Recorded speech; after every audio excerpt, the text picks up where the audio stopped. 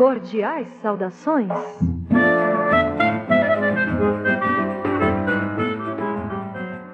Bom dia, boa tarde, boa noite, dependendo do momento em que vocês estiverem nos ouvindo.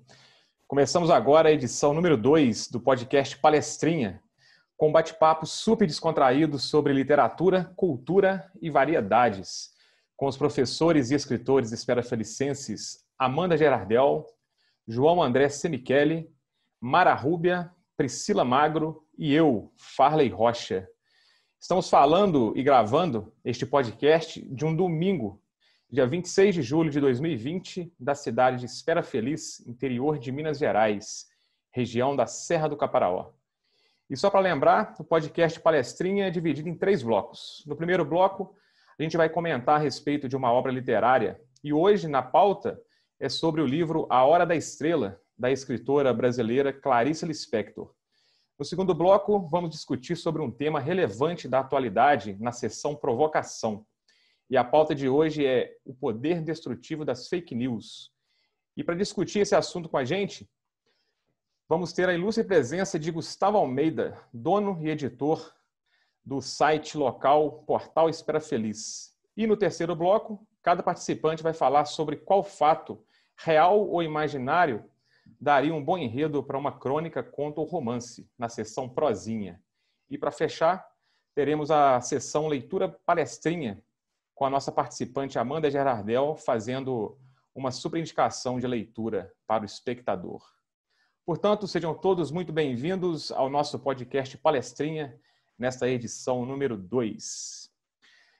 Galera, hoje vamos bater um papo super bacana a respeito da obra A Hora da Estrela, da Clarice Lispector. Falando brevemente sobre a autora, Clarice Lispector é nascida na Ucrânia, mas ela viveu a vida inteira no Brasil, residiu em Pernambuco, no Nordeste brasileiro, depois veio para o Rio de Janeiro, onde se tornou escritora, e ela é conhecida como uma das escritoras mais emblemáticas da literatura brasileira. Tendo publicado seu primeiro livro, Perto do Coração Selvagem, no ano de 1943, quando ela tinha aproximadamente 24 anos de idade. Sendo que esse livro, grande parte, foi escrito ainda aos 19 anos de idade. Então, ela foi uma autora extremamente precoce e extremamente produtiva ao longo de sua vida. E Hora da Estrela é o livro que fecha o seu ciclo de produção, porque ele foi publicado poucos meses antes da sua morte. Vamos começar esse bate-papo aqui passando para a rodada de comentários para nossa participante Amanda Gerardel. Ela vai fazer um breve resumo sobre a sinopse dessa obra e, em seguida, ela vai completar com os comentários que ela tem a respeito dessa obra. Amanda, manda brasa, fala para nós. E aí, pessoal, tudo bom com vocês? A Hora da Estrela, como o Farley disse mesmo, é o último livro escrito pela autora em vida? Não, é o último livro publicado em vida. E ele vai contar a história da Macabeia, que é uma nordestina que, após perder a sua tia, ela viaja para o Rio, consegue um emprego de datilógrafa, só que a Macabeia é uma pessoa um pouco peculiar.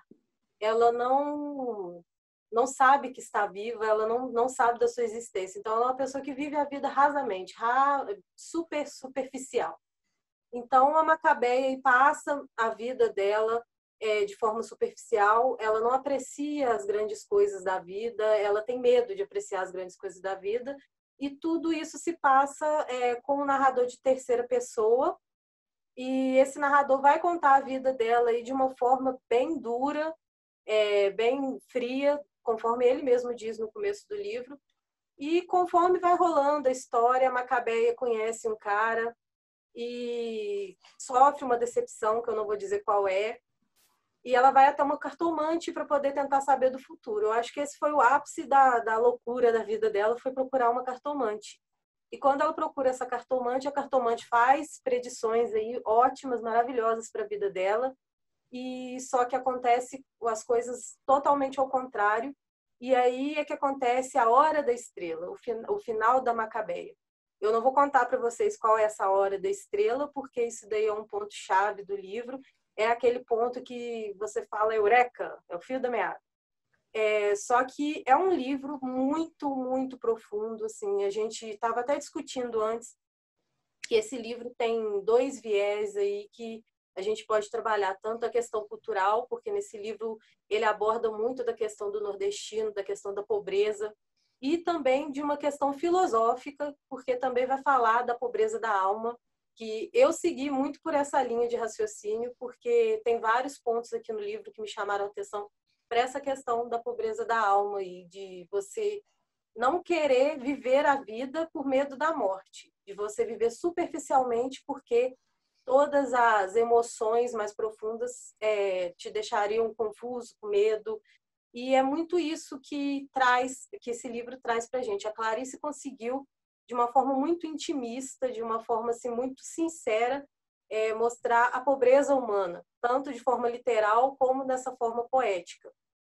E eu gosto muito desse livro porque esse livro me linka a dois outros livros. Um é um conto da Clarice mesmo, ao qual eu já esqueci o nome, mas que conta a história de uma mulher que vivia uma vida pacata, uma vida onde ela acreditava ser feliz. A Clarice fala até que ela sorria o tempo inteiro, e essa mulher tinha uma vidinha assim básica, um marido, uma casa, falava coisas básicas, então ela não tinha muita filosofia de vida, ela não sabia bem por onde ir. Até que ela conhece um homem que odiava a vida, que era extremamente pessimista, e esse homem começa a indagar ela sobre a felicidade dela, e aí que ela cai na real que ela não vivia. E quando ela tem esse desgosto da vida, de conhecer as coisas ruins da vida, é que essa mulher resolve, realmente, ela percebe que ela está vivendo. A partir do sofrimento, ela percebe que passou a viver. E o outro livro é um conto também do Machado de Assis, que é A Cartomante, que me lembra muito por essa questão da cartomante aí que faz as previsões erradas e o fim trágico também das duas personagens, tanto da cartomante quanto o da Macabeia. E essa questão aí de eu seguir o fluxo mais psicológico, eu tenho essa tendência de seguir o fluxo mais psicológico das obras. Tem uns trechos aqui que falam mesmo realmente que esse livro é para uma pessoa que seja mais letrada, que tenha mais estudo, porque uma pessoa pobre de verdade não estaria preocupado com as questões filosóficas e existenciais da vida, pois ele estaria passando fome e mais preocupado com a fome. Então, esse ponto aí já fez eu parar e perceber, não, esse livro é muito mais do que a pobreza humana, ele é a pobreza do espírito. E é isso que eu gosto demais no livro da Hora da Estrela. Muito bem, Amanda. Perfeito comentário. Antes de passar para o João, eu só queria fazer uma pequena observação a respeito de uma frase muito marcante dessa obra. Assim como, por exemplo, o clássico Dom Casmurro, do Machado de Assis, quando você ouve aquela frase: Capitu tinha os olhos de ressaca e o olhar oblíquo de cigana dissimulada. Você automaticamente já lembra dessa obra, né? Uhum. E, ao mesmo tempo, eu acho que a frase mais marcante que tem na Hora da Estrela é: Macabeia só sabia mesmo era chover. Por si só já é uma frase emblemática, curiosa, né? E que meio que traduz, né, esse sentimento tanto de vazio como de inexistência da personagem protagonista. João, quais são as suas considerações a respeito de A Hora da Estrela? Olá a todos, né? Bem, esse livro, eu confesso que ao iniciar a leitura eu me incomodei com o fato da protagonista ser nordestina e o narrador, vamos falar em termos assim, ele esculhamba a figura da Macabeia, né? A verdade é essa. E isso me incomodou porque já existe um estereótipo, né, que se construiu inferiorizando a figura do nordestino, principalmente o sertanejo. Mas, ao mesmo tempo, a gente precisa lembrar que a Clarice era nordestina, né? Ela viveu, acho que até os 8 anos, não é isso? No Nordeste do Brasil. Sim. Então, essa descrição que ela faz da protagonista pode assumir até um tanto de denúncia, até, né? O retrato que ela faz, ele assume um tom de denúncia, porque é uma figura ignorada socialmente, né? mas ela coloca aí no livro que ela decidiu, no meio de 13 ou 14 títulos, se eu não me engano, colocar como A Hora da Estrela, né? E a gente vai, durante a leitura, a gente vai conseguindo fazer essas ligações, né, do título com a história, né? Bom, e essa pessoa, né, essa figura, ela não era desejada, ela não era lembrada, ela não era querida, ela não se destacava profissionalmente, não tinha uma vida amorosa, não tinha amigos, é descrita como feia, não tinha conquistas, não tinha planos. A única ambição, ou melhor, acho que nem dá para chamar de ambição, acho que era mais um desejo, mas que ela nem tinha, um sonho, mas que ela nem tinha assim, muita esperança de conquistar, que era ser uma atriz de cinema, né? Estrela de cinema. Mas também não percorria esse sonho. Então, essa descrição toda, que o livro é bastante descritivo, assumiu para mim, em determinado momento, quase um tom determinista. Porque se você pegar a história da Macabeia, quem foi Macabeia? Macabeia nunca foi amada.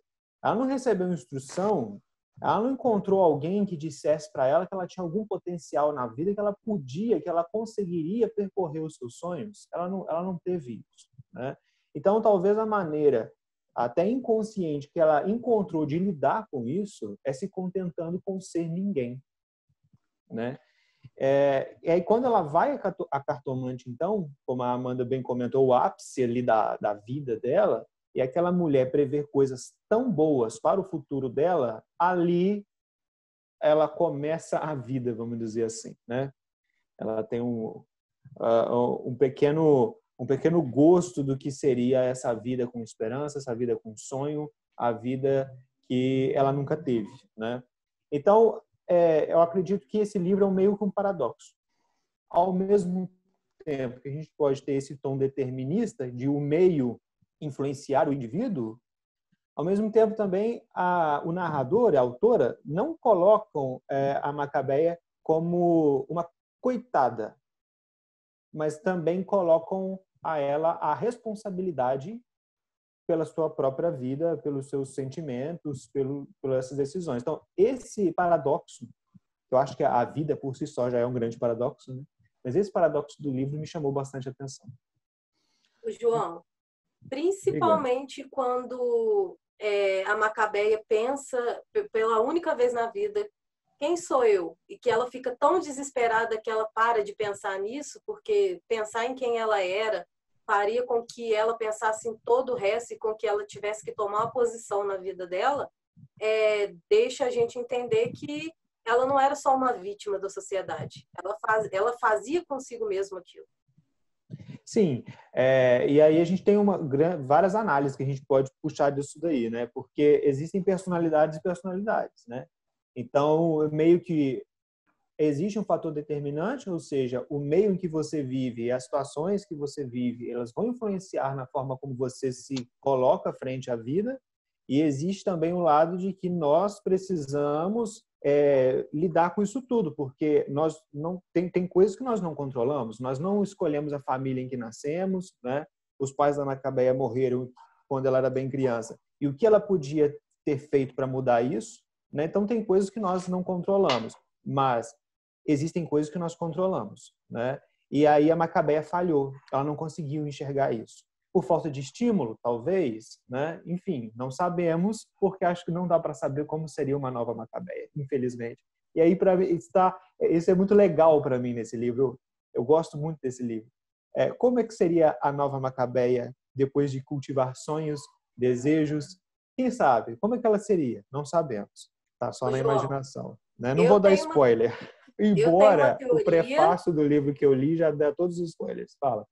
Eu tenho uma teoria que depois que todo mundo comentar, eu vou falar. Então, de tá como bom. seria a Macabeia. Beleza. É uma pena que Macabeia, né, de uma certa forma... Não, eu não vou falar não, senão eu vou acabar dando spoiler. Deixa para depois. Mara Rúbia, fala para nós, o que você acha e achou, né, sobre a leitura de A Hora da Estrela? Ai, gente, eu vou precisar defender a Macabeia aqui, por favor. Primeira vez que eu li o livro foi em 2005, no primeiro ano da faculdade. Eu tinha 18 anos, então, assim, a leitura foi totalmente influenciada pela minha inexperiência. Eu só vi Macabeia ali, mas do jeito que o Rodrigo SM descreveu Macabeia. Então, assim, eu apaguei o Rodrigo SM e tudo que ele falou sobre Macabeia se tornou uma verdade. E como que não é verdade isso? Hoje não é verdade para mim. Por quê? Eu dividi mais ou menos a história em 3 fases do meu sentimento, o que eu senti, porque a Clarice fala que toca. Me tocou em 3 momentos. O primeiro momento foi ele falando, dando aquela enrolada para começar a história, era uma angústia para ele falar sobre Macabeia, era uma Macabeia interna, desprezível. O segundo momento, ele deu voz para Macabeia. E aí, quando Macabeia falou, até ele se apaixonou por Macabeia. Tanto que ele fala, acabei me apaixonando por Macabeia. E aí ele corta isso de uma vez, porque ele quer cortar esse sentimento, porque Macabeia é desprezível. E num terceiro momento, volta o protagonista Rodrigo SM a falar sobre Macabeia, e ele é que brilha na hora da morte dela. É ele que brilha, ele que faz toda a trajetória da morte dela. A hora que Macabeia brilha é no meio da história, quando ela tem fala, quando ela dialoga, e aí a gente vê como ela é especial. Mas isso eu só percebi na segunda leitura, nessa releitura. Por isso que é tão importante, eu amei fazer a releitura desse livro. Na releitura eu percebi que o Rodrigo SM, na verdade, é um invejoso. Ele inveja Macabeia. Como que ele pode invejar alguém tão desprezível, tão pobre, todos esses adjetivos pejorativos que ele dá para Macabeia? Porque ele mesmo fala que Macabeia é meditação. O que é meditação? É você não ter depressão sobre o passado, que te aflige, e você não ansiar um futuro que não existe. Macabeia é estado de presença, Macabeia é meditação. E aí eu estava procurando uma metáfora que desenhasse em palavras tudo isso que eu percebi do Rodrigo SM. Eu achei uma bem chula, só que a Clarice, é claro, brilhantemente me mostrou uma dentro do livro que resume mais ou menos o que eu senti nessa relação de Rodrigo SM e Macabeia. Eu vou ler aqui, cola. Por que as nuvens não caem, já que tudo cai? É que a gravidade é menor que a força do ar que as levanta. Inteligente, não é? Sim, mas caem um dia em chuva. É a minha vingança. Se Rodrigo SM precisa se vingar das nuvens que estão em cima, o que ele não vai fazer com a leveza de Macabeia? E aí eu não acho que Macabeia é isso tudo de pejorativo que o Rodrigo SM descreve, porque ele tem uma visão invejosa sobre ela. Desde o momento que Macabeia não reflete, não pensa sobre o seu estado, é porque ela tem uma realidade diferente. Macabeia se encanta com arco-íris, ela sente êxtase ao ver uma árvore, ela sente felicidade ao sentir o cheiro da carne sem nem precisar comer a carne. Ela chora ao ouvir uma música que nem é a língua dela, a língua materna dela. Macabeia é tudo de simples e de real que existe, é tudo de presença, é estado de presença, coisa que Rodrigo SM não consegue mais ser. Talvez ele tenha sido um dia, e ele não consiga mais resgatar essa Macabeia interna que é simples e real. E aí é a frustração dele, essa angústia toda por Macabeia ser feliz, e ele que tem mais posse não consegue ser feliz. Ele é uma pessoa depressiva, ele é uma pessoa bem confusa. E aí o Macabeia pesou como essa nuvem. Ela pesou no momento em que ela foi a cartomante, e a cartomante fez ela refletir sobre um passado, que se ela não teve essa noção de passado dela, que era triste, é porque o real para ela não era triste. Simplesmente assim, era ele que via esse passado como triste. E aí a cartomante fez ela pensar em um futuro que ela também não ansiava, mas que ela acreditava em tudo que diziam para ela, e aí ela acreditou, tanto que ela acreditava que era obrigada a ser feliz, porque alguém falou que a felicidade é uma obrigação humana, e portanto ela era feliz, então ela era feliz. Foi no momento que ela caiu, quando a cartomante fez ela rever o passado de uma maneira diferente, o qual ela interpretava, e acreditar em um futuro diferente, ao qual o presente dela possibilitava a caminhada. E ela caiu como a nuvem, e ela ficou abaixo do Rodrigo SM, foi a vingança dele. A hora da morte, então, foi uma vingança que ele teve com ela, assim como ele se vingou da nuvem que chove e cai. Mais ou menos isso, a minha análise. Puxa vida, profundo, Mara, muito profundo mesmo. Adorei a sua análise. Agora, passando para a Priscila Magro. Priscila, o que você achou a respeito de A Hora da Estrela e a respeito de Macabeia? Então vamos lá. Preciso falar que Terminei de ler nos últimos 10 minutos anteriores. Então, eu estou ainda digerindo toda a história. Eu vou falar as coisas que eu senti. Geralmente os livros, alguns livros, eles têm impactos físicos em mim. Eu lembro que quando eu li 1984, eu não conseguia dormir eu li antes de dormir, eu ficava com insônia, mal-estar, uma coisa ruim. Quando eu li 100 Anos de Solidão, do Gabriel Garcia, eu te falei, né, Fábio? Eu não gosto desse realismo fantástico e isso também me causou um mal-estar. A história da Hora da Estrela tem uma frase que no final aqui do livro o narrador fala, ele fala que a vida é um soco no estômago. O livro, para mim, foi um soco no estômago. Eu fiquei extremamente irritada, eu falei com vocês, eu tô lendo na força do ódio, porque eu não quero mais ler esse livro, tá me incomodando. Então, ele me trouxe mal-estar físico. No início, porque são mais ou menos 30 páginas de devaneio do autor, e o autor fica assim, agora eu vou falar dela, aí fala de, sei lá, de um trem nada a ver. Depois ele fala assim, agora eu vou falar, e não fala. E eu fico assim, meu filho, fala, porque eu quero saber quem que é essa mulher. Quando ele fala, ele só esculacha. E ele traz tanto estereótipo, tanto preconceito, que eu fico puta com ele. Eu falo, sério que você demorou 30 páginas para abrir a boca? Agora que você tá abrindo a boca, você tá falando mal dela esse tempo inteiro? Que ela é nordestina, que ela é não sei o quê. É muito machismo, muita coisa, né? E aí eu fico brava. E aí Macabeia é essa mulher que é essa simplicidade. E aí eu fui pesquisar por que Macabeia, né? Porque... Por exemplo, Capitu, a gente vai pesquisar o que Capitu chama Capitu, tem lá um significado. Aí eu fui descobrir, né, que nome é esse. Aí eu li que esse Macabeia, a gente tem Judas Macabeu, que é um personagem bíblico, e ele recebe esse nome porque ele era determinado e forte. E aí ela é colocada pra gente como uma personagem, como uma pessoa fraca e frágil, e é uma mulher burra, ignorante, feia, magricela, que ninguém quer, sabe? Aquela mulher que é um nada. Mas ela é uma sobrevivente. Ela é uma sobrevivente no mundo capitalista, ela é uma sobrevivente da pobreza, da miséria, da falta de informação. É uma mulher forte porque ela sobrevive, mesmo vivendo numa merda desde a infância. Outra coisa que eu queria destacar aqui é que essa separação das classes, né? Do quanto o rico mata, o quanto a riqueza e as classes sociais, elas pisam e sapateiam nos pobres. A Macabeia morre em vida por tudo que ela não recebe, por tudo que ela não é, tudo que ela não consegue ser, e ela morre depois com uma Mercedes, né? Que é uma personificação, talvez, dessa riqueza, desse Fala, João? Alerta de spoiler. Gente, ela morre! Ai, que eu vou fazer o quê? Eu sou que conta spoiler. Eu dou spoiler. Gente, a gente está comentando o livro. Tem que ter alerta de spoiler. Tem que Provavelmente ter, gente. você precisa ter lido o livro. Não. Você não precisa ler, mas se você ler, eu vou te contar. Primeiro, você vai ficar muito puto os 30 primeiras páginas que você quer saber a história. Depois, você vai ficar com raiva, porque que mulher é essa? Aí, no final, que ela fala assim, vou viver. Ela morre. E acabou. A vida é um soco no estômago. Priscila. Desculpa, fiquei inflamada aqui.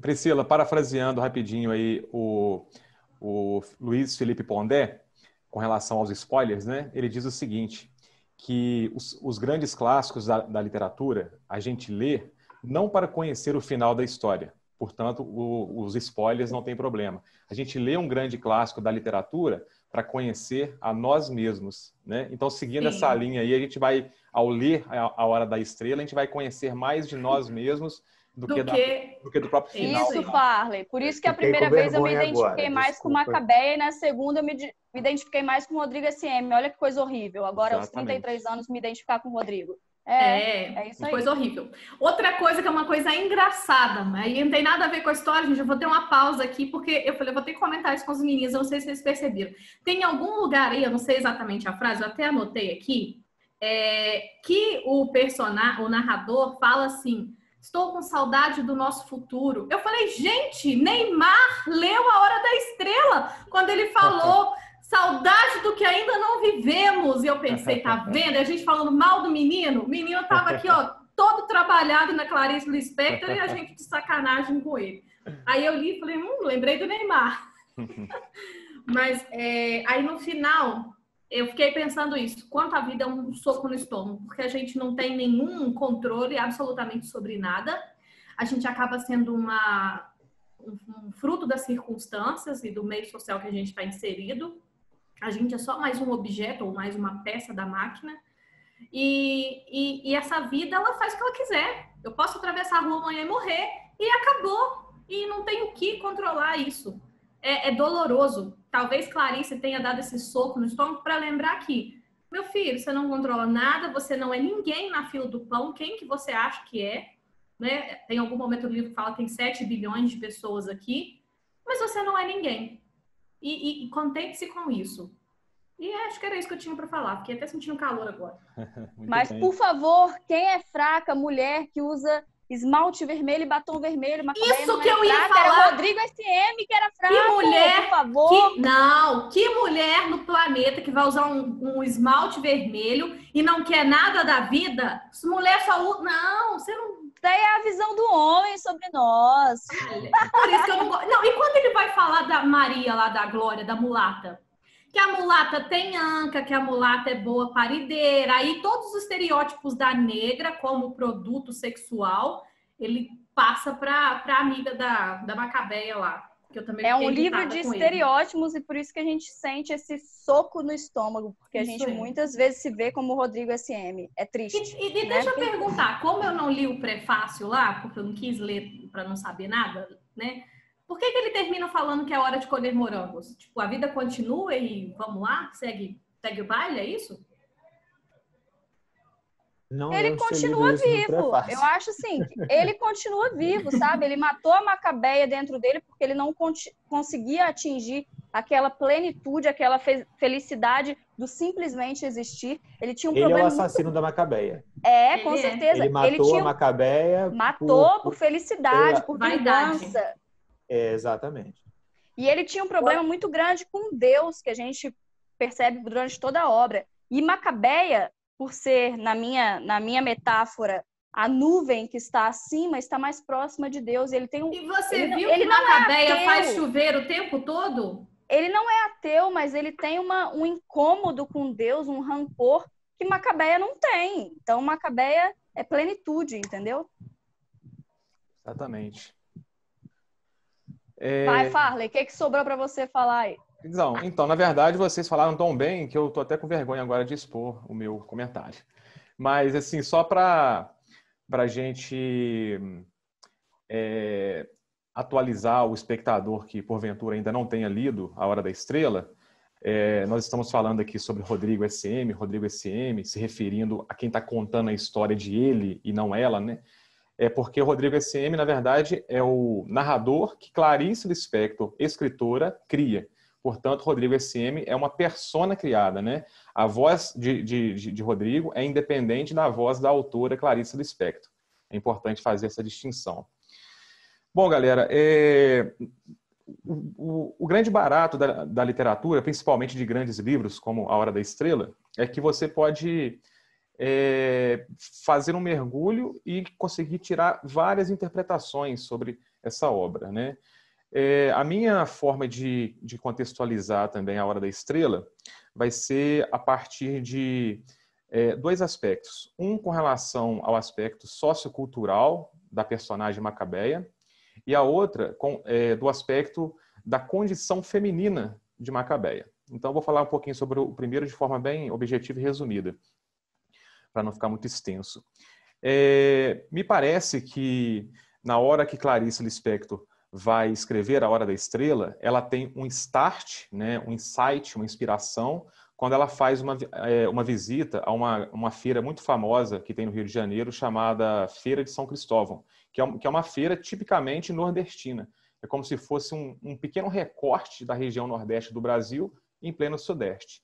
E ali ela conseguiu captar toda aquela essência, tanto de luta, né, quanto também de grandeza espiritual e grandeza cultural que tem o Nordeste e o nordestino. E com base nessa captura da essência do nordestino, ela consegue criar a obra A Hora da Estrela e personifica isso em Macabeia.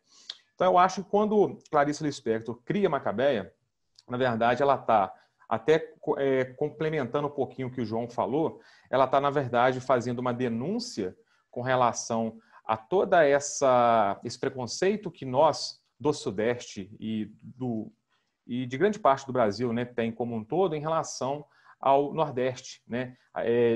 Culturalmente é como se o Nordeste significasse menos, o que na verdade é um preconceito completamente hipócrita, né, que tem na nossa sociedade. E me parece que Clarice, ela ao falar de Macabeia, ela está na verdade fazendo essa denúncia, mas ela está também trazendo para o grande público toda uma carga ao mesmo tempo trágica, bela também, poética, com relação à cultura lá do Nordeste. Então, segundo o que eu consigo interpretar de A Hora da Estrela, esse livro é uma espécie de grande metáfora. Haja vista que houve no Brasil o fenômeno do êxodo, né, de que muitos nordestinos, né, vinham para o Sudeste do Brasil, principalmente na segunda metade do século XX, tentando ganhar a vida. E quando se chegava na cidade grande, essa pessoa ficava completamente despersonalizada, porque ela era marginalizada, ela não recebia apoio, ela tinha que fazer trabalhos, os piores trabalhos, então era vista como um nada. Eram vistos, né, como um nada. Mais ou menos a forma que a Macabeia é exposta ao longo de toda a obra, como um nada. Então, na minha visão, é como se Macabeia fosse essa grande metáfora, né, do drama do nordestino que larga sua terra natal e tenta ganhar a vida na cidade grande. A minha outra observação é a respeito da condição feminina de Macabeia. É muito interessante que Clarice Lispector, ao longo de toda a sua obra, ela sempre dá muito destaque às personagens mulheres da sua obra. E eu linko com o primeiro livro que ela escreveu, que se chama Perto do Coração Selvagem. E a protagonista desse livro se chama Joana. E Joana é completamente o oposto de Macabeia. Joana é também uma nordestina, e também criada por uma tia, ela fica órfã, e uma tia que a cria, e ela cresce, mas ela tem uma personalidade muito própria, muito, muito dela, e ela é discriminada por isso, por ela querer ser ela, né? Querer ser mulher, no caso, né? Uma mulher com poder, uma mulher com vontade, uma mulher decidida, e isso na primeira metade do século XX. E ao longo de toda a vida de Joana, desse primeiro livro da Clarice Lispector, ela se casa e depois o marido a trai, justamente por não conseguir lidar com esse poder de mulher que Joana tem. E é o primeiro livro de Clarice. E parece que foi preciso assim, se cumprir todo um ciclo, chegar lá no último livro para Clarice fazer o fechamento, colocando uma imagem de uma mulher aparentemente frágil, fraca, na figura de Macabeia, mas ao mesmo tempo uma mulher extremamente forte. Forte por quê? Porque é uma mulher que dentro da sua simplicidade, ela consegue ser tão complexa que atrai até a atenção nossa, né? A atenção do espectador. A gente fica encantado com a figura da Macabeia dentro da sua simplicidade. E só para finalizar, eu faço uma intertextualidade também com a obra de Machado de Assis, Dom Casmurro, que também tem uma figura feminina, que é Capitu, que talvez seja a personagem mulher mais conhecida, né? Mais famosa da literatura brasileira. E Capitu é também uma mulher completamente forte, completamente impositiva, né? Ela se impõe, mas só que ela está lá no século XIX. Aí, ao mesmo tempo, a Clarice Lispector, que é do século XX, ela consegue pegar essa imagem da condição feminina, lá do século XIX, que é completamente subjugada, é colocado como uma subclasse, né?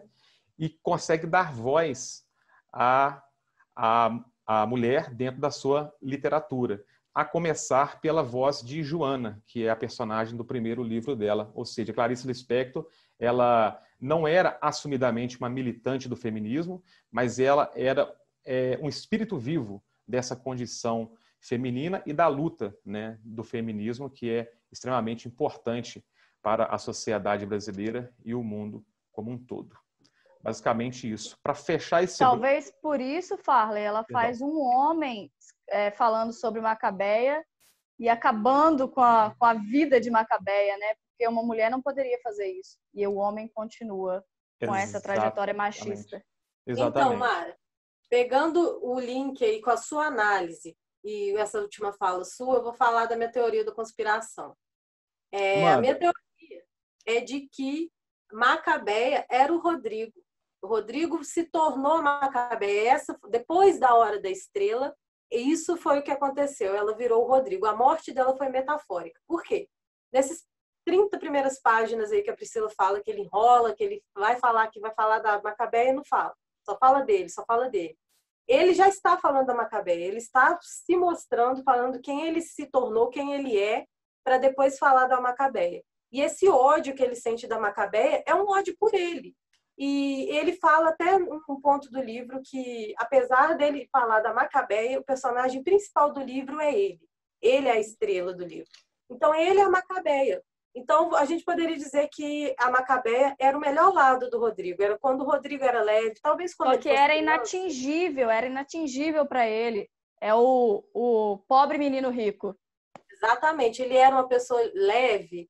E eu acho que o ponto da cartomante ali é quando ele tomou a noção de que a vida era mais do que a leveza e começou a sofrer as dores do mundo. E a morte da Macabeia é essa transição aí para o Rodrigo. Eu acho que esse ódio todo que ele tinha aí não era da Macabeia, era dele. Ele era Macabeia. Tanto que ele fala que essa história só poderia ser contada por um homem, porque se fosse contada por uma mulher, se soaria piegas. Então, se fosse uma mulher, a gente ia sacar na hora, falar, Macabeia é ela. Mas como era o Rodrigo... E eu ainda linko falando que o Rodrigo e a Macabeia eram a Clarice Lispector, que teve uma vida boa durante o tempo inteiro, só que ela tinha muitos complexos mentais, ela tinha muitos problemas... É o alter ego do alter ego, entendeu? A ficção da ficção é uma loucura. Sim. E Macabeia ser o Rodrigo é a Clarice. Então, Macabeia é o Rodrigo, que Rodrigo é Clarice, e tudo se resume à loucura da Clarice. Muito bem, Amanda. Com esse fechamento fabuloso seu aí, essa ótima observação, é que a gente vai, então, encerrar o primeiro bloco do podcast Palestrinha. E aguardem que já retornamos após a vinheta. Beleza? Só um instante.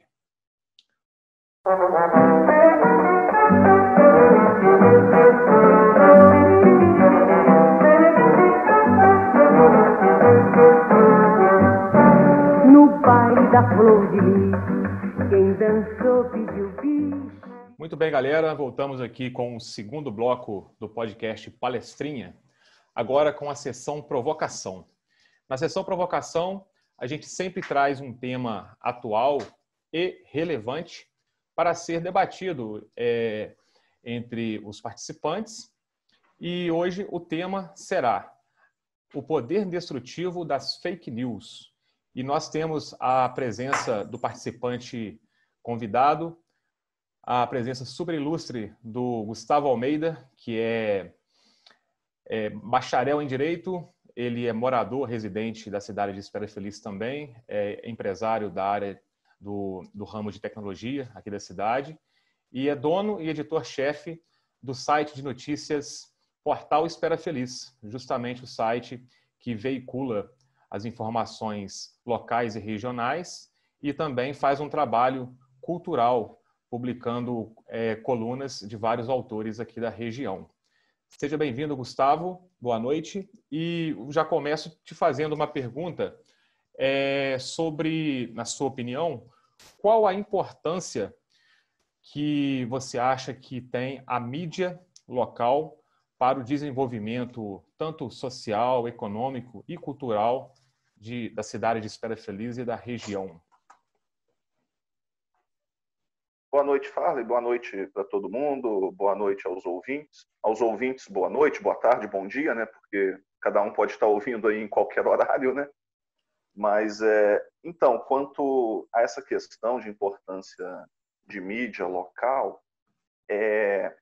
assim, pode parecer óbvio, mas eu entendo que é a mesma importância de uma mídia nacional, só que, obviamente, mais restrita aqui à cidade, porque o que eu vejo é o seguinte: normalmente a gente tem, ao longo dos anos, vamos dizer assim, pré-internet, principalmente pré-redes sociais, sempre houve uma mídia local. Falando especificamente aqui de Espera Feliz, a gente sempre teve jornais impressos, né, assim, de convencionais, só que sem acusar A nem B, só uma constatação ao longo dos anos. O que eu vejo é que, normalmente, uma mídia local, principalmente numa cidade pequena, ela tende a se dividir em uma mídia pró-governo local ou contra-governo local. Então, ela se resumiria a ou falar bem da administração municipal ou só falar mal da administração municipal. Então, isso eu acho que era ruim, porque em ambos os lados, seja ou só falando bem ou só falando mal, você tinha sempre informações incompletas, porque eu acho que, por melhor que seja um governo local, não vai ter só coisa positiva, você sempre vai ter alguma coisa negativa, ou por pior que seja, você nunca vai ter também só negativo. E aí, falando, como você me apresentou aí como responsável pelo portal Espera Feliz, já trazendo para a atualidade, eu vejo uma importância ainda maior numa mídia local hoje, amparada na internet, que qualquer um, entre aspas, pode se tornar essa mídia e fazer uma mídia local, que você acaba tendo uma questão mais independente, mais desligada de política local e etc. No próprio, eu não sei nem se eu posso falar aqui do portal Espera Feliz especificamente, para ilustrar essas coisas, mas o próprio portal Espera Feliz, por exemplo, que é uma mídia local até muito razoavelmente conhecida, eu acho que, por exemplo, a gente tem uma importância e uma até credibilidade bacana justamente por nunca termos partido para essa questão de partidarismo político ou mesmo de qualquer tipo de picuinha local. E eu acho que está aí a grande importância de uma mídia local para trazer informações concretas, relevantes, seja de cunho informativo ou cultural, de entretenimento, mas voltado ao público local, porque você pega uma mídia nacional, você vai ter ali entretenimento, informação de relevância nacional, mas que ela não vai tocar sobre Espera Feliz, sobre a região do Caparaó, enfim, sobre a nossa realidade aqui. Então, eu entendo que a mídia local ela é vital nesse ponto, de trazer uma informação mais cirúrgica, mais direcionada para o que a gente está vendo realmente na nossa rua, com o nosso vizinho, com a nossa cidade, com a nossa região. O que eu imagino de importância seria nesse ponto. Ô, Gustavo, eu vou... Se me permite, fale. Claro. Eu vou pegar um gancho aqui sobre o que o Gustavo falou, porque a gente sabe que fazer jornalismo, fazer mídia, não é uma coisa barata, né? Tem que existir uma estrutura, existem pessoas envolvidas, e mesmo com a internet, é preciso que se mantenha um site no ar, é preciso que haja pessoas que vá atrás da notícia, da informação, que coloquem essas informações, enfim. Então, existe uma forte discussão no Brasil a respeito do financiamento das mídias, né, de se financiar a notícia. Inclusive, tem muitas mídias que acham que, para se manter independente, o financiamento tem que vir do povo. Só que isso acaba criando uma elitização, né? Nem todo mundo tem dinheiro para pagar para poder ler uma notícia. Então, eu imagino que esse problema também ocorra em cidades menores. Então, eu queria fazer uma pergunta para o Gustavo, né? Como é que ele acredita que a mídia jornalística ela deva ser financiada, principalmente em cidades pequenas? E aproveitando também esse gancho aí, se dá para depender de patrocínio e, ao mesmo tempo, não ficar refém dos patrocinadores no que diz respeito ao conteúdo. Então, isso é uma questão que eu vou ser aqui o mais honesto e sincero possível e talvez assim eu vá até chocar alguém, mas eu não sei se eu diria infelizmente, mas a verdade é o seguinte: eu acho que uma mídia, qualquer que seja, seja ela local, estadual, nacional, enfim, totalmente imparcial, isenta e intocável é utopia. Não existe.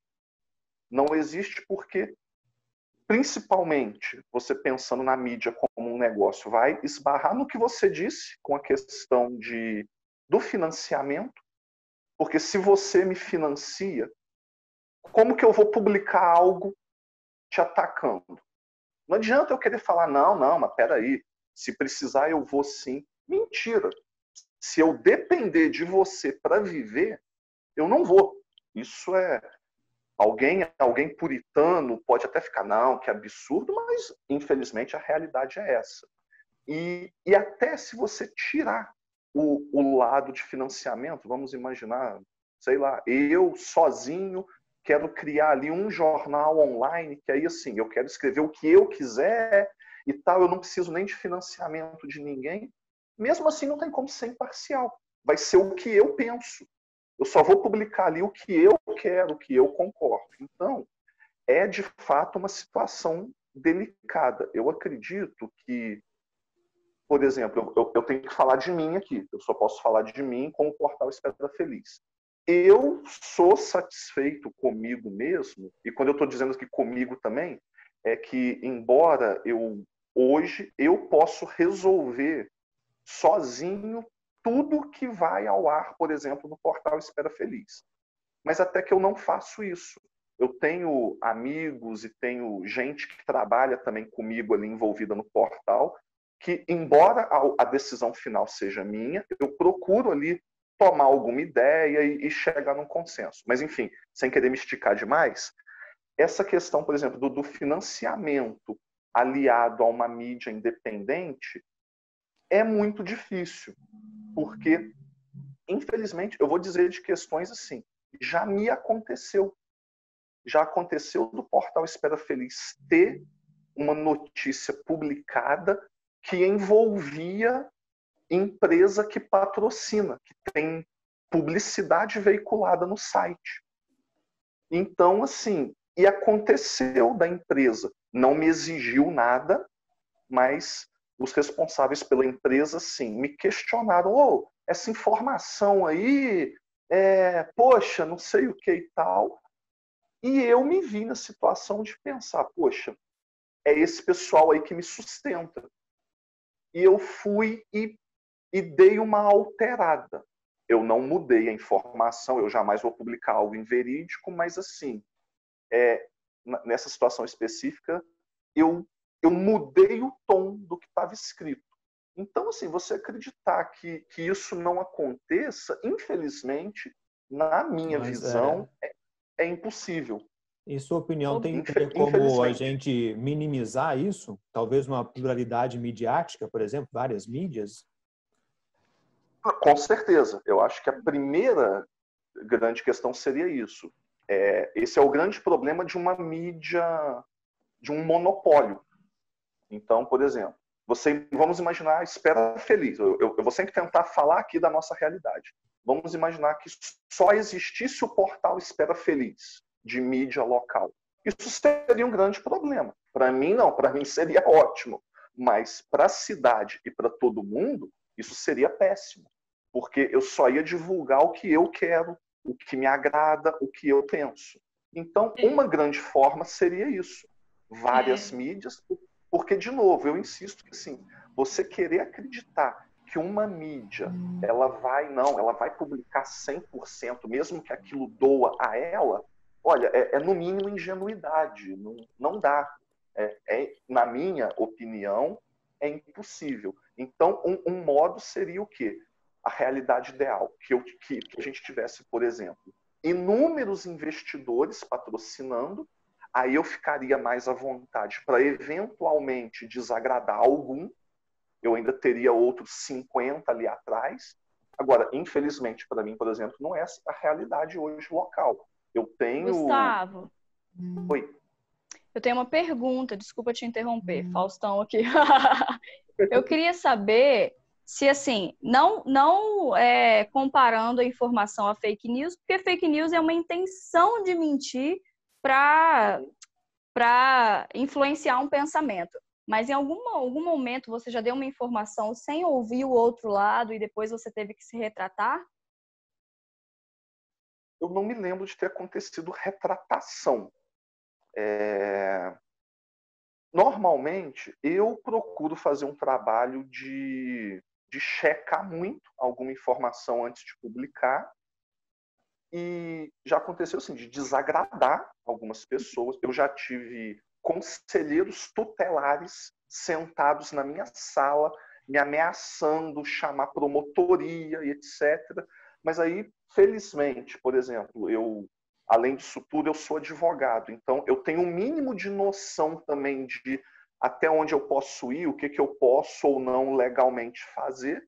Então, assim, até hoje, tudo que teve de gente assim, ameaças de processos é constante e já aconteceu, igual eu disse, acho que a mais radical foi uma mãe com um conselho tutelar sentados na minha mesa e saindo dali bradando que ia no Ministério Público, e a minha reação foi, ok, tá aqui meu telefone, entrega lá para o promotor, que eu sabia que estava ok.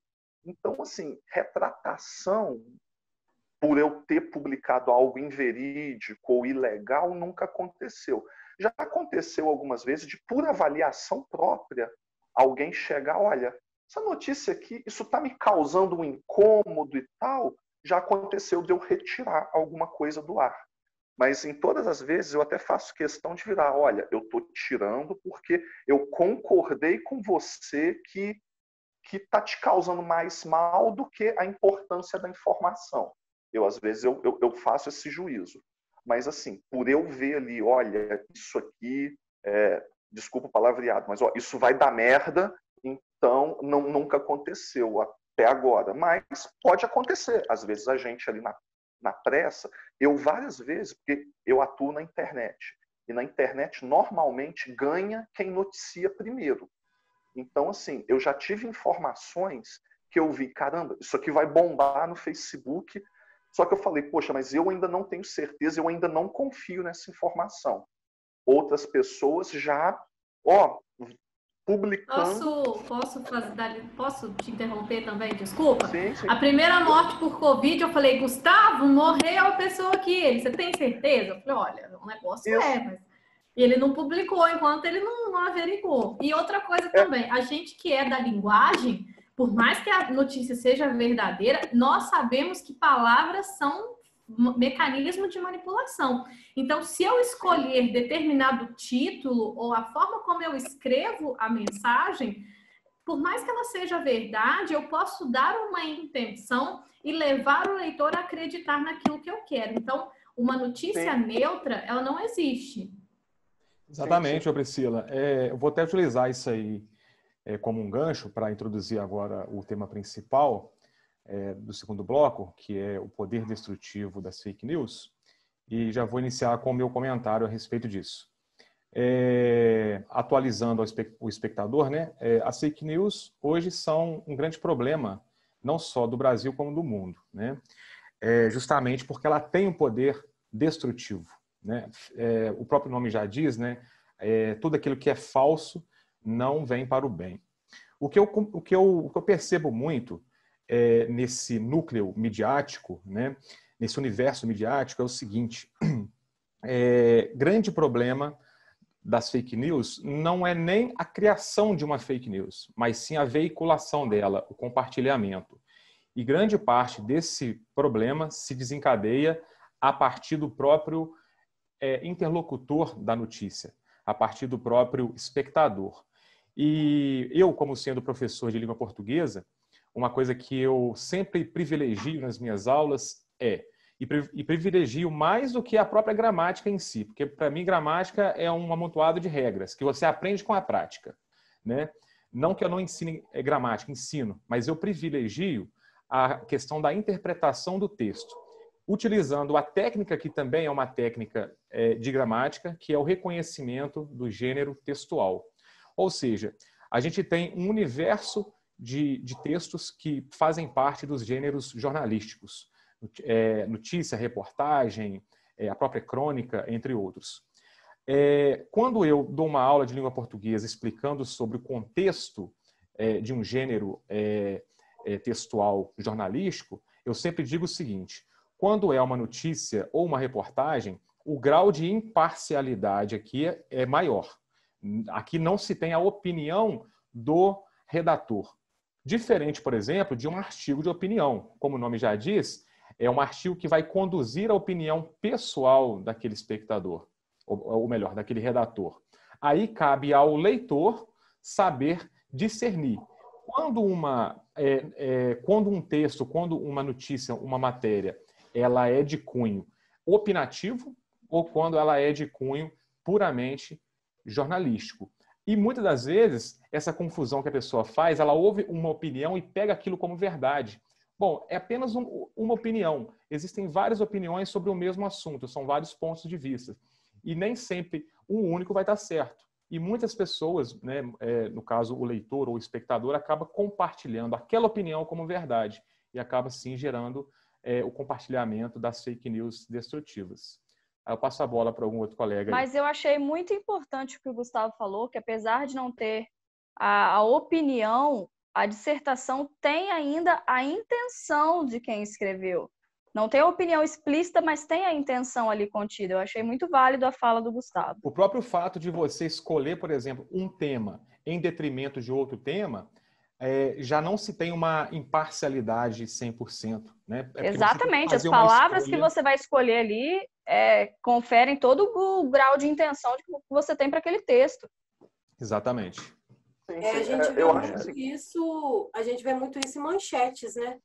E como podem ser tendenciosas. Quando, por exemplo, quando a gente utiliza aí do racismo, quando é uma pessoa branca, rica, que faz uma coisa, igual aquele jovem lá que traficou a cobra e foi picado. Jovem biólogo, não sei nem se ele é biólogo ou veterinário, mas a manchete era tipo assim, jovem picado por cobra. Aí a gente pega uma outra reportagem que é um traficante negro. Aí tá lá, traficante. A mesma coisa quando acontece tráfico de droga. Eles colocam lá, universitário trafica droga na universidade. Aí tá lá, traficante... Ele é um estudante, ele não é formado em nada, não. Estudante. Mas a gente vê que uma manipulação das palavras, elas podem trazer até esse cunho racista, porque quando é um branco, eles colocam lá estudante, que estava traficando na universidade. Quando é um negro ou um pobre, é o traficante já, em si. Ô, Gustavo, e por falar em manchete, você pensa, porque assim, eu como escritora, quando eu escrevo meus textos, eu penso muito no título. O título é algo que me encanta. Você pensa na manchete que vai ter mais visibilidade? Como é que é isso? Assim, no meu caso, vocês como escritores, acho que vocês têm mais liberdade de escolher o título ideal para a obra. Eu sou vítima da necessidade de mercado na internet, que eu tenho que bolar um título que me dê o clique, que a pessoa leia. Então, assim, algumas vezes eu tenho títulos que vocês devem ler e os olhos sangrarem. Porque, assim, eu tenho alguns títulos que, às vezes, gramaticalmente não fica legal, que, assim, que harmonicamente aquele texto, né, no idioma nem seria legal. Mas aí, assim, eu tenho que imaginar o leitor médio comum lendo aquele texto e aquilo dando vontade nele de abrir ou de mandar para o WhatsApp de alguém, de compartilhar no Facebook. Então, quanto ao negócio, eu acabo tendo que ficar preso nisso. Muitas das vezes, então, assim, várias e várias vezes, assim, meus títulos têm redundâncias que, por exemplo, aquilo ali é uma notícia no portal Espera Feliz. Então, obviamente, não precisava de eu falar, não sei o que de Espera Feliz na notícia. Mas eu falo que é porque na hora que aquilo aparece no Facebook de alguém, tem que chamar a atenção. Então, Exatamente. eu penso muito no título, mas eu diria que não com os mesmos olhos de vocês, escritores. O meu olhar já é mais ali para o que a gente chama de SEO, que seria de otimização de busca. Eu penso mais, deixa eu ver, esse título aqui, como que o Google vai entender isso aqui legal para mostrar em resultado de busca, como que isso aqui vai ficar legal no Facebook da pessoa. Então, assim, tem até muito... curso para isso, né? Acho que virou profissão, não é isso? Sim. SEO, né? Para otimizar o seu conteúdo para ser localizado nas buscas. Sim, existem profissionais formados especificamente nisso, dando consultorias e agências de marketing que atuam só nisso, em te indicar. Eu sou igual um pato. O pessoal fala que pato voa, anda, nada, mas não faz nada direito, né? Eu sou mais ou menos isso. Eu tenho um pouco de conhecimento de um monte de coisa.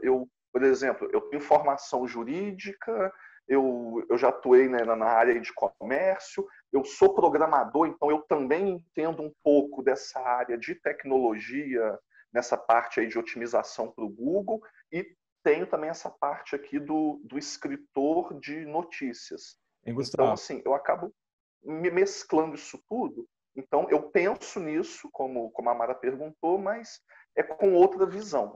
Eu acho que não seria a mesma do autor, mas... É como se o escritor se utilizasse de uma linguagem artística, né, para poder criar tanto o título quanto o texto. E no seu caso, que trabalha com a mídia, você já pensa com uma linguagem mais algorítmica, né, da própria linguagem de internet. Agora, só fazendo uma ressalva aqui, me defendendo, só um minutinho, porque o que acontece? Eu vejo, e até me incomoda, até em portais grandes de nível nacional, alguns títulos para chamar esse clique, igual eu disse, que eu acho exagerado. Que você vê aquele título que você pensa, meu Deus. Aí na hora que você vai ver a notícia, tipo assim, é bizarro. O título é praticamente... Ele tecnicamente não é mentira. Mas na hora que você vê o que é a notícia e o título, você até fala, não, pô, esse título é mentira. Isso até que eu procuro ainda assim. Eu tento tratar muito bem o portal Espera Feliz para manter uma credibilidade. Então, apesar de eu procurar o que o algoritmo vai me dar clique, mas eu ainda tento usar também muito de bom senso para também não caçar o clique a qualquer custo também. Exatamente. Era exatamente isso que eu ia falar. Que todo esse conhecimento aí de pato que você falou que tem, isso aí ajuda muito a pessoa não cair no clickbait, que é exatamente isso, colocar uma coisa extremamente tendenciosa para a pessoa poder clicar, quando chega não é nada disso, né, na notícia. Isso me incomoda demais. Galera... E isso ainda tem um problema, porque quando a pessoa ainda clica e vê, né, não era isso, ainda tá bom. O problema é que, por experiência própria, a grande maioria só lê o título e compartilha. Complementando, então, a respeito do tema fake news, o André tem algo para falar. Fala, André. João André.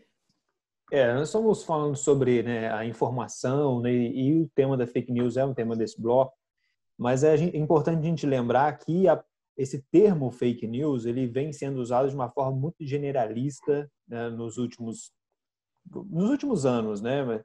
Enfim, porque é um fenômeno relativamente novo. É novo no que diz respeito à utilização das redes sociais, mas a gente sabe que a manipulação de massas através de notícia falsa não é nada novo, né? Então, mas a gente precisa entender também que não dá para pegar todo tipo de informação, né? Não tem informação totalmente imparcial. E isso não caracteriza uma fake news. As informações, elas carregam a intencionalidade do autor. E isso não é uma fake news. Mas o que nós estamos falando de fake news é um fenômeno que vem acontecendo no Brasil há um tempo, né? Mas no mundo há mais tempo que no Brasil, de uma verdadeira fábrica de manipular, vamos dizer assim, não sei se é fábrica, né, mas uma verdadeira indústria de manipulação de massas através de fake news. Fica caro você viralizar uma fake news. A gente precisa, às vezes, parar para entender que não é o João André que resolveu fazer uma brincadeira com a figura de alguém e postou no Instagram dele, que tem lá 800 e alguma coisa de seguidores, e aquilo, de repente, viralizou para o mundo inteiro em 24 horas. Então, não é assim que as coisas funcionam.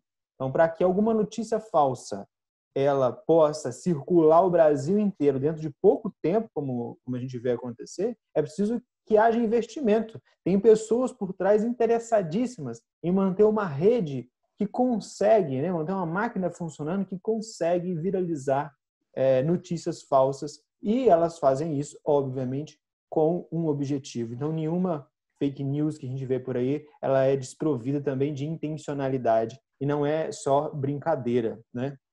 E a respeito disso, eu estou até lendo o livro Engenheiros do Caos, do Giuliano da Empoli, que ele fala sobre esse processo no mundo inteiro. O que é Engenheiros do Caos? Porque tem gente que estuda isso, tem gente que estuda o comportamento humano, tem gente que está vigiando os nossos passos nas redes sociais para saber principalmente do que nós temos medo, porque é em cima do caos, é em cima do medo que essas pessoas atuam. Então, vamos pegar aqui um exemplo rápido. Eles mapeiam lá que o fulano ele é muito religioso. Como é que eu levo ele a acreditar em determinada fake news que, aos olhos da maioria, aquilo é um absurdo? Então, esse terreno ele é preparado. Primeiro, eles disparam lá uma notícia, chega lá no WhatsApp dele, que, por exemplo, de 2003 até 2016, o número de homossexuais no Brasil cresceu 500.000%. Aí o cara é muito religioso. O cara já pensa, olha só, é o fim do mundo. O cara vai lá e vai rezar e vai orar porque é o fim do mundo. Depois, 2 semanas depois, chega outra notícia falsa, dizendo, por exemplo, que a polícia pegou um professor homossexual que estava ensinando as crianças, não sei o quê. O cara já desconjura. Olha, esse mundo está acabando, né? E aí, 2 semanas depois, chega uma notícia de que tinha um projeto para espalhar nas creches, nas escolas, uma mamadeira em formato fálico. Né? Madeira de piroca, né? Vamos voltar. Eu quis ser eufemista. Né? E aí o cara acredita. E o cara acredita porque ele foi preparado, foi levado a acreditar naquilo, né? Por mais absurdo que isso seja. E aí, quando ele fala isso para uma outra pessoa e outra pessoa ridiculariza ele por acreditar nisso, fere o orgulho, porque não, é verdade, eu cheguei a essa conclusão, fere o orgulho. Então ele passa a defender aquilo ali, apesar de não haver nenhuma lógica. Então, às vezes, nós não somos atingidos diretamente por uma fake news, mas nós também indiretamente participamos. Porque que eu já fiz muito isso, enfim, não nego, quando eu ridicularizo alguém que acredita num absurdo, eu estou contribuindo para que ele continue acreditando naquele absurdo. Então, na verdade, a questão da fake news é muito mais do que simplesmente falar notícias mal dadas, né? Notícias é uma máquina em funcionamento no Brasil e no mundo. Né? Esse livro fala sobre o Brexit, fala sobre as eleições dos Estados Unidos, fala sobre o início lá na Itália, né? Nas eleições italianas. Enfim, em outros países, em que é utilizado a mesma estratégia, que é a estratégia de disparo de fake news em massa. Então, eles vão mapeando. Lá no Rio de Janeiro, nas eleições do Rio de Janeiro, da prefeitura, aconteceu isso. Crivella e Freixo no segundo turno. Eleições no domingo. Na segunda-feira, já tinha fake news disparando, por exemplo, a todos os taxistas, um áudio com a voz do Freixo dizendo que ele ia acabar com os táxis e ter só Uber. E depois descobriu-se que, para os taxistas, foi esse áudio. Para os evangélicos, foi outro áudio dizendo que ele ia pôr um terreiro, encher a cidade de terreiro de macumba. Então, quer dizer, eles pegam e manipulam e disparam a fake news exatamente para aquelas pessoas que eles sabem que vai ter efeito. Então, na verdade, quando nós falamos de fake news, nós estamos falando de uma máquina mundial em funcionamento que ela precisa ser parada. E aí que entra as discussões, né? Como parar essa máquina. Exatamente. Só um adendo antes de passar para o Gustavo. Eu vivenciei de perto uma fake news que deu uma maior bosta. Vocês se lembram da época que os policiais lá no Espírito Santo estavam em greve? E Sim. que teve aquela onda de violência, onda de arrastão? Um Sim. amigo meu gravou um áudio de zoeira, como se ele fosse de algum PCC, alguma coisa, falando que ia invadir Espera Feliz, que ia descer e invadir. E aquilo foi se multiplicando tão rápido que a gente não acreditava. O pessoal estava atordoado. E aquilo deu muita merda, porque o pessoal ficou realmente com medo. Exatamente, Amanda. Antes de passar para o Gustavo, para a gente encerrar o segundo bloco, só queria fazer uma consideração também. Recentemente, eu dei uma entrevista para a Rádio Café, aí me foi perguntado sobre fake news, como que eu, sendo professor e também, de certa maneira, desenvolvendo um trabalho de mídia aqui na cidade, como que eu lido com isso. E eu disse o seguinte, que na verdade a fake news vamos dizer assim, a dificuldade que o espectador tem, seja o espectador ou o leitor, em saber separar o que é fato de especulação. Fato é algo real, verídico, é verdadeiro. A especulação é algo que ou é inventado, né, para algum tipo de mal, ou então é simplesmente um ponto de vista. E muitas das vezes o compartilhamento dessas especulações passam como fato, aí chegam até o espectador como verdade. E como se resolver isso, né? Utilizando a técnica mais pré-histórica em tempos de internet, né? Que é verificando a fonte. Se você vir uma matéria que é um pouco tendenciosa, verifique a fonte, de onde que ela vem. E compare, faça uma pesquisa, né? Vá nos sites de buscas e compare com outros sites que também têm renome, para você ver se realmente é fato ou se é fake. Só para fechar, eu juro que eu vou falar só essa frase. Sim. Fake news é fruto da preguiça humana, da incapacidade de dar uma simples bugada e falar assim, será que isso é verdade? Mas é uma preguiça mortal, porque acha que vai cair os dedos, aí você compartilha. E aí é só isso. É só para você causar no grupo da família, é por isso que ela existe. Você quer causar no grupo da família, você manda lá. Sim. Eu discordo O em monte parte de da Priscila, mas não Faustão, vou o monte esticar de a conversa. Faustão. Vamos deixar o Gustavo finalizar a fala dele. Isso. Não, Pessoal, estamos chegando aí ao final do segundo bloco e o nosso convidado, nosso participante convidado, o Gustavo Almeida, vai fazer as suas considerações para a gente encerrar o segundo bloco. Gustavo, sobre fake news, o que você acha? Então, sobre fake news, a opinião que eu tenho e que eu vivencio aqui, eu acho que o que o João André falou é irretocável do ponto de vista técnico e desse monstro que está por trás da criação, mas essa, assim, da fake news ali, com um objetivo, atualmente, na maioria das vezes, com objetivo político, eleitoral e tal. Então, o que ele falou ali é irretocável.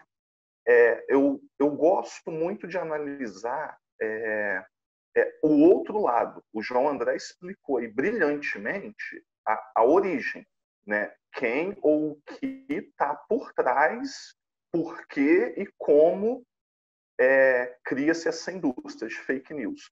Mas eu acho muito interessante observar a outra ponta, a ponta final, que é o que a Priscila brincou aí chamando do preguiçoso que manda no grupo da família a fake news.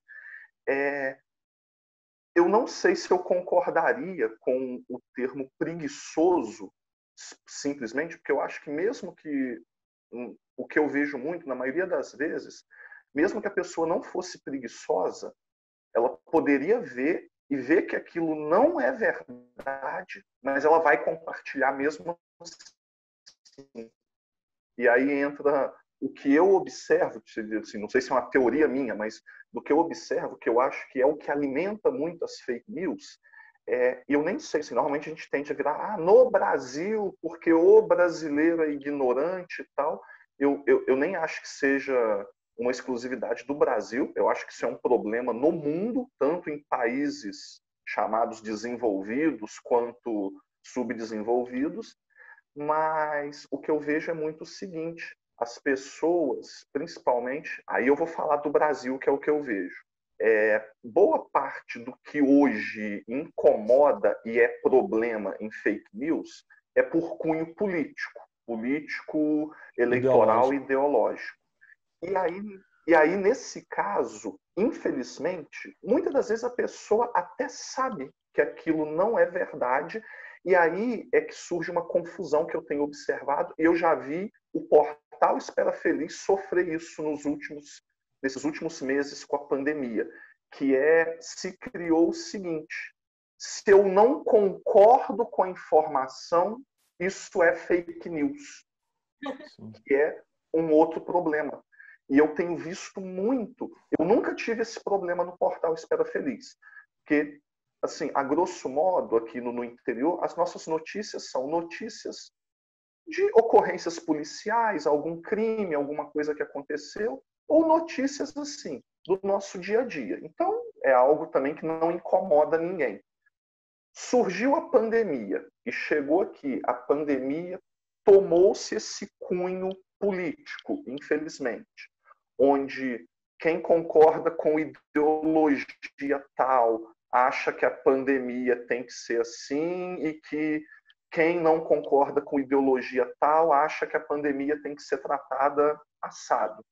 E aí o que começou a acontecer?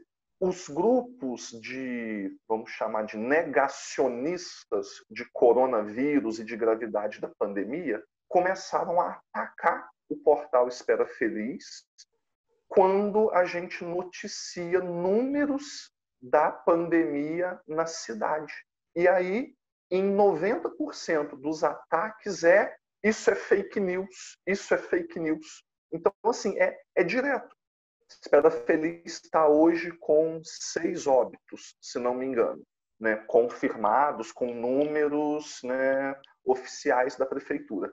Em todas as vezes que o portal Espera Feliz noticiou que houve um óbito, né, de paciente com Covid-19, em todas as ocasiões tiveram grupos de pessoas atacando no Facebook, mandando mensagens privadas, nos comentários e tudo, sempre com essa coisa, é fake news. Então, assim, parece que o pessoal, a gente nem aprendeu a lidar com fake news e, na minha opinião, já se desvirtuou o termo fake news.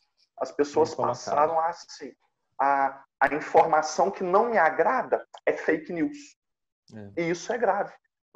Eu acho que assim, o ideal é, mesmo que a informação não me agrade, paciência, eu tenho que engolir ela se ela é verdade. Exatamente. É diferente de... Tem que pelo menos pesquisar, né, Gustavo? Sim, não, e não é nem a questão de pesquisa, tem sido coisa assim, é bizarro até. Você anuncia lá, ó, falando de novo assim, da questão de pandemia, morreu uma pessoa por Covid. É fake news, tudo agora é Covid. Isso é mentira. Por quê? Porque a pessoa quer que seja mentira. Então, além das fake news ter criado um problema, que é as pessoas acreditarem no que é mentira, eu tenho visto também esse outro problema, que é, como existe agora o termo fake news, as pessoas estão ficando à vontade para não acreditar naquilo que não convém. E aí taxa de fake news. E aí, como eu disse, eu tenho visto isso no portal. E aí como, eu já não lembro se foi o João André, mas alguém aí falou dessa questão da mídia imparcial, que eu mesmo defendo que não existe, só que é diferente.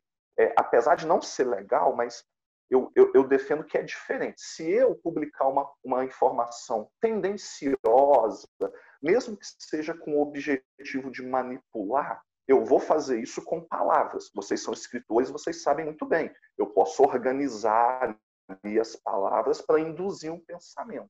Mas o conteúdo, a informação, ela não vai ser mentira. Exemplo disso, nessa própria guerra da pandemia hoje, é o seguinte. Você assiste a Globo, meu Deus, está todo mundo morrendo. Você assiste a Record, não está todo mundo morrendo, não, está todo mundo se curando. E as duas são verdades. A Globo não é mentirosa, nem a Record é mentirosa.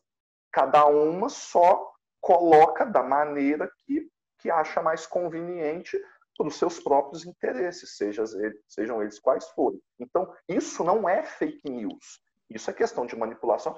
E isso sempre existiu. Com a internet e rede social, fica mais palpável. Então, finalizando, a minha consideração seria isso.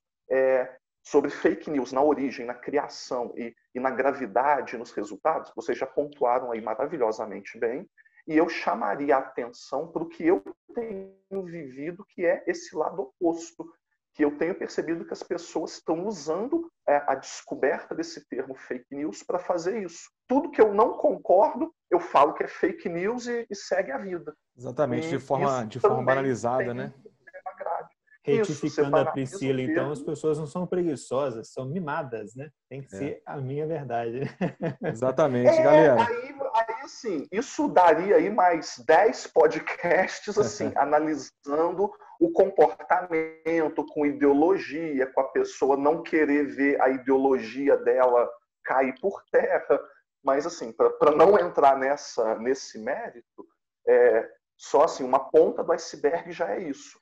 Se eu acho que cloroquina mata coronavírus e tem uma notícia falando que tem um estudo falando que não mata, o estudo e a notícia é fake news. Eu tenho visto muito isso e eu acho isso grave. Tão grave quanto a própria fake news é essa reação também contrária de a pessoa, tão grave quanto você comprar a mentira, é você recusar a verdade e muitas vezes, ou por preguiça, ou por mau caratismo, ou por fanatismo, a pessoa sabe que é mentira, mas ela mesmo assim, ela repele aquilo. Exatamente. Com Ou seja, a questão de que fake news é muito mais um problema ético, né? Ou de falta de ética por parte de quem produz a fake news e por parte de quem compartilha.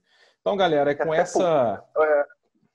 Não, pode falar, Gustavo, para encerrar. A última frase, dentro do que a Priscila falou, que até porque, assim, só existe fake news porque tem quem consome. Se todo mundo não fosse preguiçoso, checasse a fonte, e mesmo que eu fique triste de ver que aquilo é mentira, se eu falasse, não, mas como é mentira, então eu não vou compartilhar, pronto, a indústria da fake news morreria ali, não teria quem consumisse. Como tem, e eu acho que nem tão cedo vai deixar de ter, eu não sei qual é a solução. A gente ainda vai ter que debater muito isso aí nos próximos anos. Gustavo, agradecemos de coração a sua participação no podcast Palestrinha número 2 e futuramente, com certeza, teremos outras oportunidades de te convidar como participante para debatermos, além deste assunto, outros assuntos. Muito obrigado, tá, Gustavo? E eu que agradeço. Valeu, Gustavo. E já retornamos, então, com o segundo bloco. Com o terceiro bloco, desculpa, do podcast Palestrinha. Um abraço.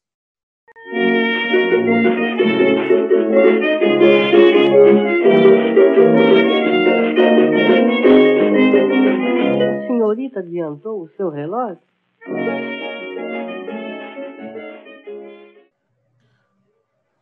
Muito bem, galera. Retornamos aqui com o terceiro e último bloco do podcast Palestrinha, episódio número 2. Agora nós teremos as sessões Prosinha e a sessão Leitura Palestrinha.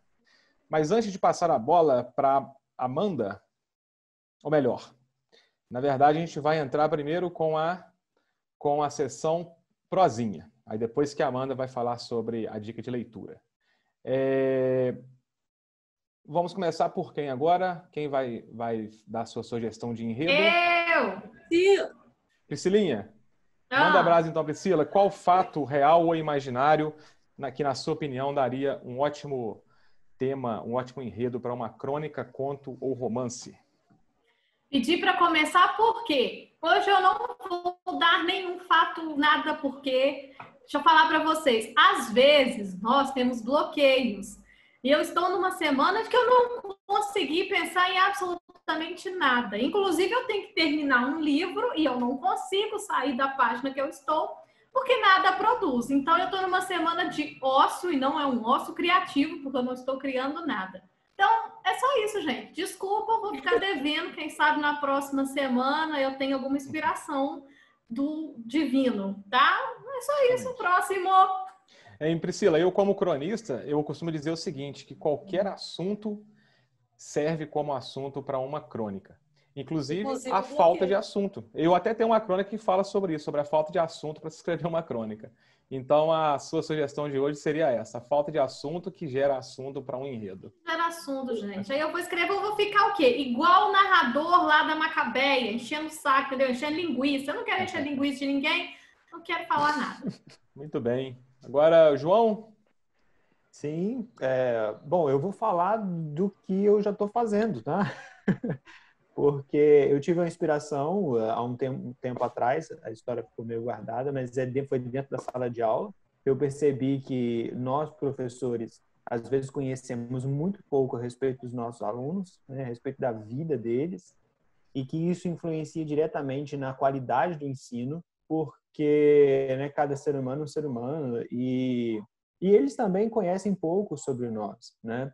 E foi aí que eu tive a ideia de fazer uma série de contos com o objetivo de estimular jovens, né, numa faixa etária aí dos seus 13 anos para cima, para a leitura, iniciar no mundo da leitura com uma linguagem bem jovem e, ao mesmo tempo, de fazer esses contos com um narrador em primeira pessoa, cada um de um aluno de uma mesma turma, em que as histórias se cruzam ali. Eles vão narrando a respeito de suas vidas, seus segredos, seus medos, enfim, mas se cruzam porque eles estão todos na mesma turma, né? É aí que surgiu a ideia do Segredos do Nono A. Eu já li! Lá, lá, lá, lá, A Priscila já...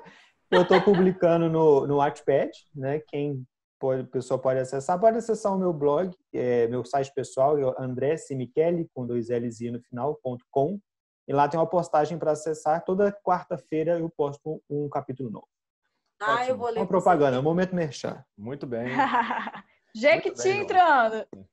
Fala, Mara, qual o assunto que daria um bom enredo para uma crônica? Olha, não é copiando o João, mas é alguma coisa também que é uma continuidade. Em 2016, eu comecei a escrever um romance que foi fruto de um sonho que eu tive. Eu achei uma história muito bacana, muito conexo. E aí, eu senti, na hora que eu tive o sonho em 2016, a hora que eu li a história A Hora da Estrela em 2005. Em 2016 eu tive esse sonho e a minha protagonista, eu vi que tinha uma conexão com a Macabeia e eu precisava ler esse livro de novo. E aí vocês podem chamar de universo, Deus, energia, o que for. A Hora da Estrela foi sugerido por Amanda e eu adorei porque eu precisava ler esse livro. Então, é a inspiração que eu precisava para continuar o meu romance. É isso. Muito bem, Mara. Amanda, qual assunto daria um bom enredo?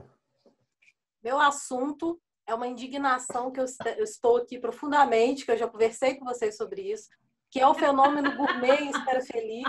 Inclusive, eu fiz um versinho agora há pouco, porque sim, e que eu vou falar agora. Porque sim, foi ótimo. Minha terra tem gourmets que são caros para danar. E os dogão do seu Didi? Onde é que foi parar? É isso, gente. Eu não aguento mais. Muito bom, viu? Eu faria uma coisa assim meio saudosista, sabe? Relembrando dos lanches a R$10 com a Coca-Cola. Saudades. Lê de novo, Amanda, por favor, eu gostei. Minha terra tem gourmets que são caros para danar. E os lanches do seu Didi? Onde é que foram parar? Palmas, palmas, palmas. Muito bem. Um gênio. E é com essa paródia aí do Canção do Exílio, do Gonçalves Dias, que eu vou dar o meu pitaco também. E como sempre, eu sou talvez o mais viajandão de todos os participantes aqui.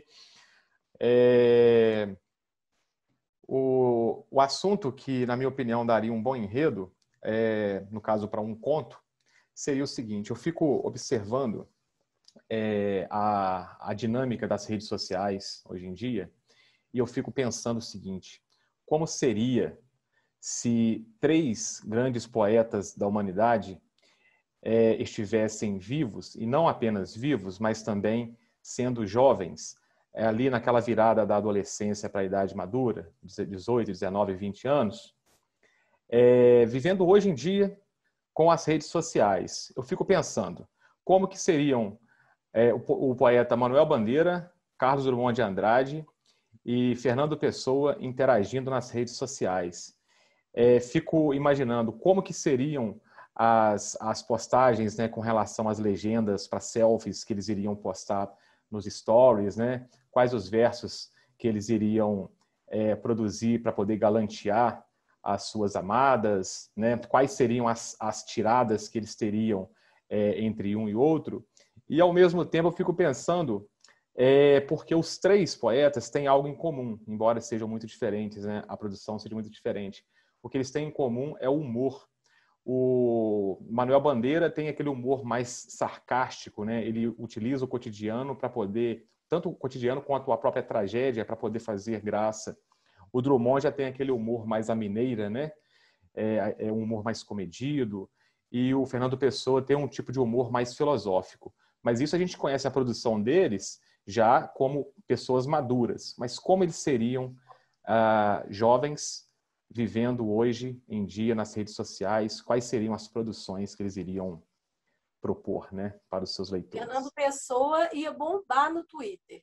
Com certeza. Já bomba, na verdade. Eles iriam né? estar fazendo podcast como palestrinha. Exatamente. Ótimo. Então agora, pessoal, vamos passar aí para a última sessão do terceiro e último bloco do podcast Palestrinha número 2. Agora com a sessão Leitura Palestrinha, com a Amanda Gerardel fazendo a indicação de uma obra literária, uma indicação de leitura. Mas antes de passar para a Amanda, gostaria de mencionar aqui e fazer também uma indicação, né, de 2 trabalhos. O primeiro é um trabalho musical de um duo, Espera Felicense, formado por Lucas Fernandes e Igor Grilo. O duo se chama Luneta. Eles acabaram de lançar recentemente, agora no dia 10 de julho, o primeiro álbum de estúdio deles, chamado Ócio, baseado na estética musical da nova MPB. E está um trabalho sensacional, com cruzamento de vários gêneros musicais, né, como a bossa nova, samba, shot e uma pegada de tambores africanos muito bonita. E com composições de letras bastante intimistas e com uma poética muito, muito sutil, muito bonita. Então, recomendo. Do Luneta, com o trabalho Ócio, está disponível em todas as plataformas digitais. E semana passada eu até publiquei uma resenha sobre o trabalho deles, que está no site do portal Espera Feliz. Depois confiram lá a minha resenha e o trabalho musical deles. Beleza?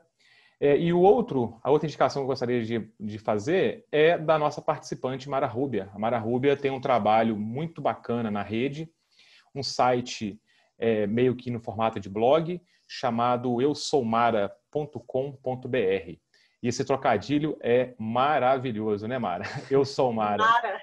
Muito bom. E nesse blog... Valeu, Farley, pelo jabá aí, gratuito. Claro. E nesse blog ela faz publicações periódicas, tanto de crônicas, né, como de contos, e que são muito interessantes e está super recomendado. eusoumara.com.br. Agora passando aí para a nossa querida Amanda Gerardel. Amanda, qual a sua indicação de leitura desse palestrinha? Então, pessoal, a minha indicação de hoje vai ser esse livro aqui, esse livraço, que se chama As Mães, da autora Brit Bennett. Essa autora é uma autora estadunidense, e esse livro ele tem vários focos aí principais que são polêmicos. O livro vai ser tratado em terceira pessoa, e os narradores aqui, no caso, serão as mães. Ele vai falar da história da Nádia, que é uma menina que foi criada dentro de uma igreja, e a Nádia perde a mãe por suicídio. A mãe dela se suicida, então começam vários conflitos aí na vida da Nádia. Isso tudo no ponto de vista das mães, que são as mães da igreja, que são aquelas que tudo veem. E o ponto de vista delas é um ponto de vista muito assim, preconceituoso, é muito do ponto de vista como que eu vou dizer, do que elas acreditam, do que elas creem. Então, esse livro ele vai falar primeiro de suicídio, Conforme a Nádia vai crescendo, vai se desenvolvendo, conhecendo as pessoas, ele vai falar aí sobre a sexualidade, sobre racismo, a sexualidade da menina negra que é de igreja. Vai falar sobre aborto, porque tem um ponto aqui em que a Nádia vai engravidar e vai abortar. Então, vai mostrar o aborto nos pontos de vista diversos, aí, tanto do ponto de vista da menina, o que ela passou por sofrer esse aborto, do ponto de vista do menino que engravidou ela e do ponto de vista das mães, como elas julgaram a Nádia quando ela fez isso. Aí vai mostrando o crescimento da Nádia e conforme ela vai se tornando uma adulta e a mentalidade dela vai mudando e ela vai retornando para a igreja, porque ela tem um afastamento da igreja, o ponto de vista do livro vai mudando também. Então, as mães aqui que julgam a Nádia o tempo inteiro no começo, no final elas vão ficando mais maleáveis e vão distorcendo a história da Nádia, o passado da Nádia, para que ela seja vista como uma pessoa boa. Então, as mães que julgaram ela tanto no começo vão transformar ela praticamente numa santa no final do livro.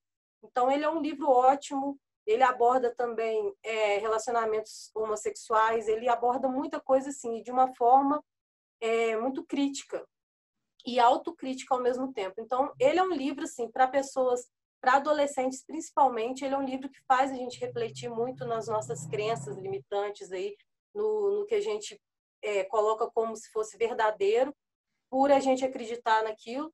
E ele traz assim vários pontos de debate. Inclusive, a gente poderia debater ele algum dia, no futuro próximo. Aí. Então, essa é a indicação, As Mães, da Brit Bennett.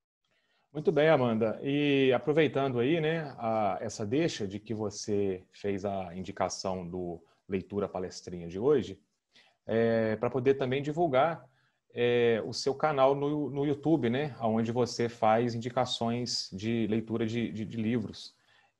Qual é mesmo o canal? Então, gente, inclusive tem link dessa resenha lá no canal. O canal se chama Livrando a Capa.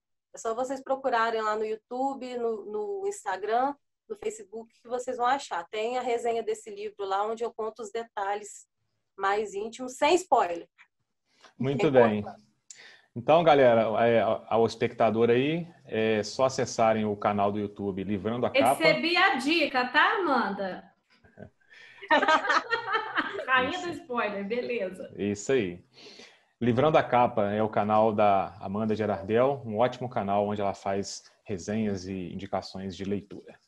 Então, pessoal, chegamos aqui ao final de mais um podcast Palestrinha, Palestrinha número 2, e já antecipando que na próxima semana a gente vai ter uma super convidada para o segundo bloco, na sessão Provocação, para falarmos a respeito do tema Educação Remota em Tempos de Pandemia, com a professora e também escritora Kênia Pacheco, muito conhecida aqui entre nós como Keninha, né, para os íntimos. Como minha irmã. Inclusive a irmã da Mara Rúbia. Muito bem. Tem mais alguma coisa, galera? Isso aí. Minha também.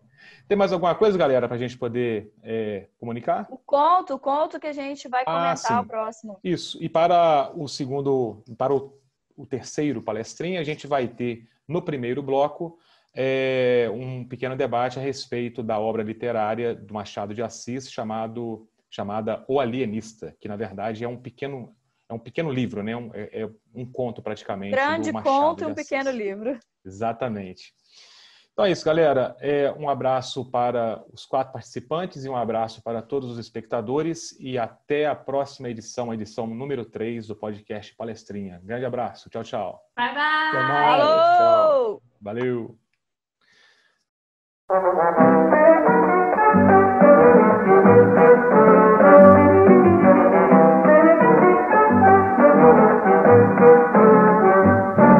No baile da flor de lis, quem dançou pediu bis, bis, bis. Mas acabou-se o que era doce. Quem comeu arregalou-se, quem não comeu